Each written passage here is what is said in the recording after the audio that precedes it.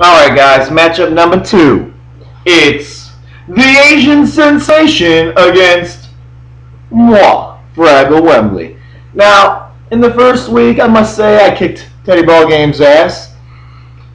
And since the Colts aren't doing good and the Niners are doing really good, I mean, I'm kind of feeling bad for him. I really am. On the other hand, Teddy Ballgame has been a complete absentee this year practically. So now, I'm not feeling as bad anymore. But anyhow, Wembley 3-2-1, Asian sensation 2-4. Not completely out. Big loss that he had last week, but not out of the playoff picture with how the league's going this year. Top two, and then everybody else is jumped. But anyhow, at the moment, a lot of bye weeks. ESPN still has Wembley favored by 30 points at the moment.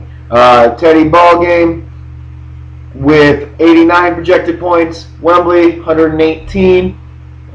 Asian sensation at home. Of course, the Asian hasn't put in his quarterback, and it's probably because Tom Brady is on a bye week, so we'll see who he picks up off the waiver wire. So that's obviously going to skew it a little bit. I don't think there's anybody on the waiver wire that's going to be projected over 30, so I would imagine that Wembley is still going to be favored going into this.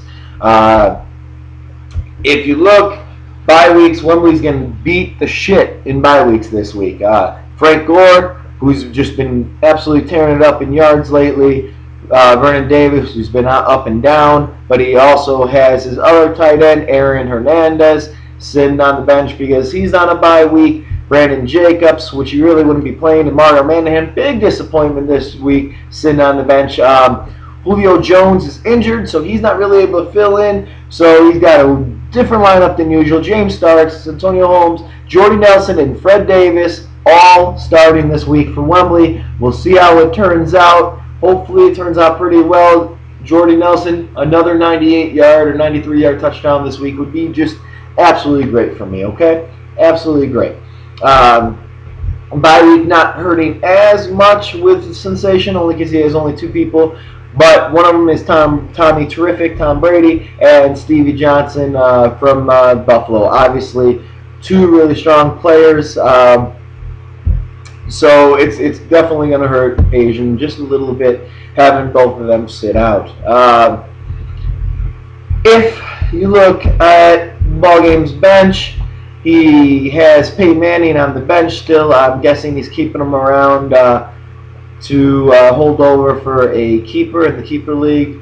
But he's going to have to pick up another quarterback this week. So you're going to have to drop somebody. I'm guessing he's going to drop the Texans defense and then bring in a quarterback. We'll see who that is. So right now I'm just going to say 10 points for his quarterback. Phillip Rivers going against a New York Jets defense that doesn't look like the New York Jets defense. Phillip Rivers really hasn't been outstanding so far this year. I do see him being solid this week. Give me 16 points for Phillip Rivers. Adrian Peterson going against the Green Bay defense. It definitely can give up points. And Adrian having Chris Ponder, they're going to be stacking the box against him. It's really hurting me, but AP is going to get his. Give me 14 points for AP this week.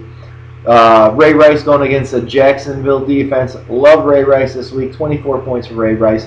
James Starks against the Minnesota defense. Stark is on and off. He's not what I thought he was going to be, even though he's starting. He just hasn't been what I thought he was going to be fantasy-wise. Still, give me 9 points against a Minnesota team. You look at Teddy Ballgame, running backs and flex. He's got Steven Jackson, Jonathan Stewart, Marquez Colston. This is why Ballgame is struggling this year. Steven Jackson been hurt. That's got to hurt him a little bit going against a good Dallas defense, especially run defense. Give me actually only 8 points for Steven Jackson this week, especially with how crappy that Rams team is. They're going to probably be coming from behind and have to throw a lot, okay? You got Jonathan Stewart. Carolina's running game isn't anywhere to be seen. So, I mean, I think they had, one running touchdown by anybody other than Cam Newton this year. So going against a really staunch Washington defense, give me only 3 points for Jonathan Stewart. And Marquez Colston has just not been Marquez Colston that I thought he would be this year. I definitely think he's one of the most over or underrated receivers. But this year, I mean, he's proven to be exactly rated where he should be. I think he's going to have a comeback. We'll see.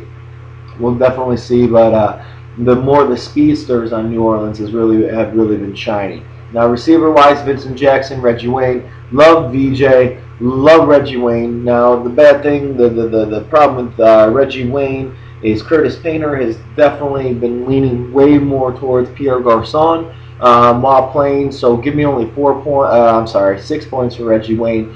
Vincent Jackson against the Jets. He's going to be matching up against Revis most of the time. Give me only 6 points for VJ. We switch on over to Wembley's receivers. You got Jordy Nelson. Really hot, really cold. Give me 8 points for Jordy Nelson against the Minnesota defense. Santonio Holmes got a touchdown last week to save his week. Give him 12 points.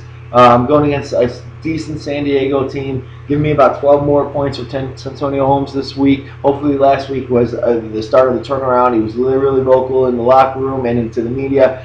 Sometimes that really boosts someone, especially fantasy-wise. We'll see if that happens, but give me 12 points. Tight end.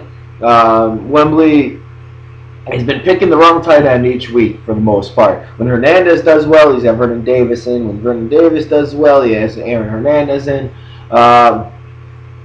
Both of them are out, so I guess let's hope that Fred Jackson from Washington does something. I think his value actually goes up now that John Beck is quarterback instead of Grossman, more an experienced quarterback. I know Grossman is inexperienced. It was bullshit that he lost his job on one bad week when they're 3-2. Mike Shanahan, I think, is a complete douchebag for doing it. I know most of you guys are Chicago fans, but Grossman is actually playing pretty well this year. But Fred Davis with a newer quarterback, I think his fantasy value definitely goes up. Owen Daniels going against Tennessee. Like Owen Daniels this week, give me 13 points for Owen Daniels. Wembley picked up the Browns defense to go against Seattle. You gotta like it. Seattle doesn't have the greatest offense in the world. Give me 8 points for the Browns defense. Ravens defense going against Jacksonville. They always put up points. Give me 14 points for the Ravens. Overall, I think Asian Sensation goes down, falls to almost an unrecoverable 2-5, and Wembley gets back on the winning track and gets to 4-2-1. Anyhow, I don't think it's going to be too much of a blowout, but I'm going to say 105-86 for Asian Sensation. Good luck, Asian. Love you, man. I miss you. I hope to see you soon. Anyhow, good luck. And hopefully we'll see you in the trade market. You got a lot of players there worth trading. Bye.